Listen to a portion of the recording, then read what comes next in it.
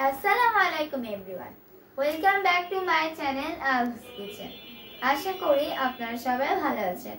আমি আজকে আপনাদের সঙ্গে শেয়ার করছি ম্যাঙ্গো ফ্রুটিকা। প্রচন্ড এই গরমে এই ম্যাঙ্গো ফ্রুটিকা আপনাকে প্রশান্তি এনে দিবে।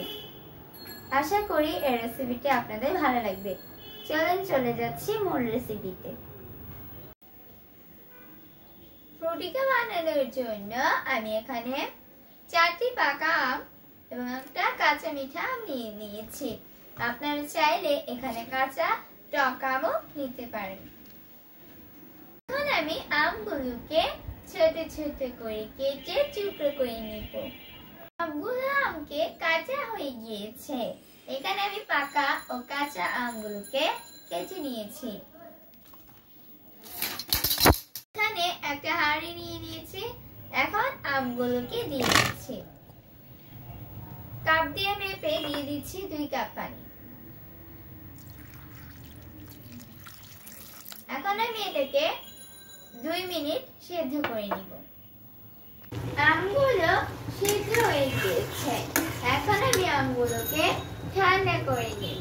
আমগুলোকে ঠান্ডা করে একটি ব্লেন্ডারের জারে নিয়ে নিয়েছি।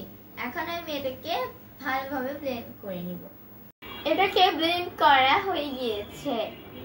এখন আমি এটার সাথে অ্যাড করছি 2 কাপ সুগার সিরাপ। সুগার সিরাপটা আপনাদের পরিমাণ মতো বাড়িয়ে অথবা কমিয়ে নিতে পারবেন।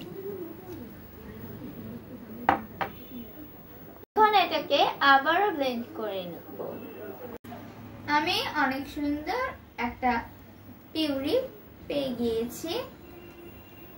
তো তৈরি হয়ে গিয়েছে আমার ফ্রুটটা। এখন আমি এটাকে সার্ভ করে দিচ্ছি। তৈরি হয়ে গিয়েছে ম্যাঙ্গো ফ্রুটিকা। এই ম্যাঙ্গো ফ্রুটিকা আপনারা 1 বছর জুড়ে সংরক্ষণ করতে পারবেন। আজকে এই ম্যাঙ্গো ফ্রুটিকা রেসিপিটি যাদের ভালো লেগেছে তারা অবশ্যই লাইক, কমেন্টস ও শেয়ার করতে ভুলবেন না। সেই সাথে আমার চ্যানেলটি সাবস্ক্রাইব করার অনুরোধ রইল। আজকে এ পর্যন্তই। সবাই ভালো থাকবেন। আল্লাহ হাফেজ।